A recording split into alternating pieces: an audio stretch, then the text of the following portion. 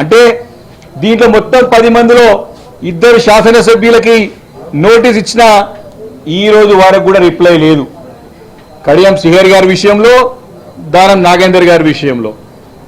అంటే వారు ఈ అంత ప్రెజర్తో సంబంధం లేకుండా వారు ఇంకా కాలయాపన చేసే ప్రయత్నం చేస్తున్నారని స్పష్టంగా తెలియజేసినప్పుడు ఇమీడియట్ గా వారిద్దరిపైన మరి సస్పెన్షన్ చేయాల్సిన అవసరం ఉండే, వారు అర్హులుగా ప్రకటించాల్సినటువంటి మరి చట్ట ప్రకారంగా, రాజ్యాంగం ప్రకారంగా, న్యాయస్థానం ఇచ్చినటువంటి డైరెక్షన్స్ ప్రకారంగా నిర్ణయం తీసుకోవాల్సిన అవసరం ఉండే. అది అలాగనే పెండింగ్ పెట్టినారు.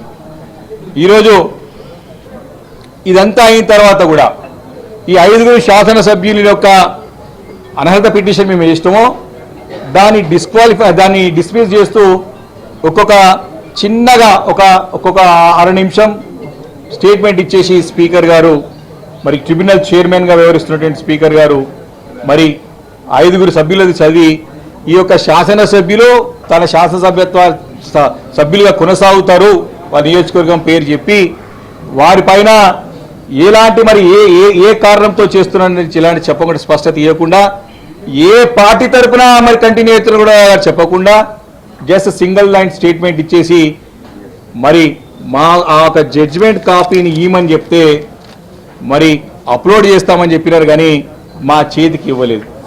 స్పష్టంగా ఈ యొక్క procedures and conduct of the business మన తెలంగాణ శాసనసభ యొక్క రూల్స్ బుక్లో ఉన్నటువంటి మన యొక్క రూల్ బుక్ ప్రకారం ఖచ్చితంగా అయితే ఈ యొక్క డిస్క్వాలిఫికేషన్ పిటిషన్ పెండింగ్ ఉంటే ఇమీడియట్గా మాకు ఈ యొక్క జడ్జిమెంట్ కాపీని మా చేతికి ఇవ్వాల్సిన అవసరం ఉండే. మా అడ్వకేట్స్ కానీ మేము కానీ దాదాపు 45 నిమిషాలు అదే ఛాంబర్లో కూర్చొని తప్పకుండా కావాలి, మాకు చేతికి కావాలి, ఏ బేసిస్ పైన మాకు పిటిషన్ని డిస్మిస్ చేస్తానని చెప్పి ప్రశ్నిస్తే ఆ ప్రశ్నకి సమాధానం లేక త్వరలో చేస్తామని చెప్పినా కానీ ఎప్పటివరకు చేస్తాము అంటే అప్లోడ్ చేస్తామని చెప్పేసి దాటి వేసే ప్రయత్నం చేశారు తప్ప మాకు హక్కుగా పిటిషనర్గా మాకు మా అడ్వకేట్స్కి డెఫినెట్గా ఇవ్వాల్సిన అవసరం ఉండే. అది కూడా ఇవ్వలేదంటే మాకు సంతకాలు చేయాలని చెప్తున్నంటే మాకు అనుమానం ఉన్నది. నిజంగానే ఈ జడ్జిమెంట్ ఏమైనా రాసినారా, జడ్జిమెంట్ తయారైందా, జడ్జిమెంట్ అయిందా కాలేదా, లేదా కేవలం సుప్రీంకోర్టు చెప్పింది కదా అని చెప్పేసి ఏదో తూతు మంత్రంగా నిర్ణయం చేసేసుకున్నాం అయిపోయింది అని చెప్పేసి కేసు క్లోజ్ చేయడానికి కోర్టుని మళ్ళీ తప్పుదో పట్టించడానికి చేసే ప్రయత్నమే కనపడుతుంది తప్ప మరి జడ్జిమెంట్ కాపీ ఇవ్వడానికి ఎందుకు వెనకపోయారని చెప్పేసి కూడా ఈరోజు స్పష్టంగా మేము ప్రశ్నిస్తా ఉన్నాం. చాలా క్లియర్గా ఉంది రూల్ బుక్లో.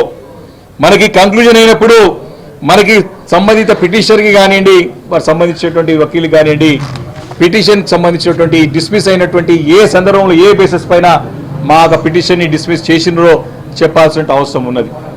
మేము ఒకటి డిమాండ్ చేస్తా ఉన్నాం. ఈరోజు కాంగ్రెస్ పార్టీలో వెళ్ళినటువంటి శాసనసభ్యులు 10 మంది బీఆర్ఎస్ పార్టీ శాసనసభ్యులు వారు ప్రజల్లో వారు ఏం ముఖం పెట్టుకొని తిరుగుతారు. ఈరోజు మీరేమో కాంగ్రెస్ పార్టీ వేయమని చెప్పి తిరుగుతా ఉన్నారు. మీ కాంగ్రెస్ పార్టీ చెందినటువంటి ముఖ్యమంత్రి గారేమో వాళ్ళ సంబంధమో కాలేదు, మీరు బీఆర్ఎస్ పార్టీలో చెప్తున్నారు.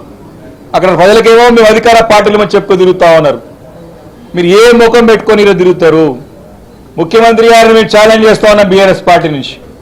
నిజంగానే నీకు దమ్ము ధైర్యం ఉంటే, నిజంగానే నీ పరిపాలన పైన నీకు నమ్మకం ఉంటే విరవిగుతున్నావు కదా, నేను ఇంకా 10 సంవత్సరాల వరకు నేనే ఉంటా అని చెప్తున్నావు కదా, దమ్ము ఉంటే ఎందుకు ఈ దొంగ నాటకాలన్నీ? ఈ 10 మంది ఎమ్మెల్యేలతో రాజీనామా చేపి ఉప ఎన్నికలకు రా. నువ్వు వచ్చినా రాకున్నా త్వరలో రాబోయే ఖాయం, ఈ ఉప ఎన్నికలు రావడం ఖాయం.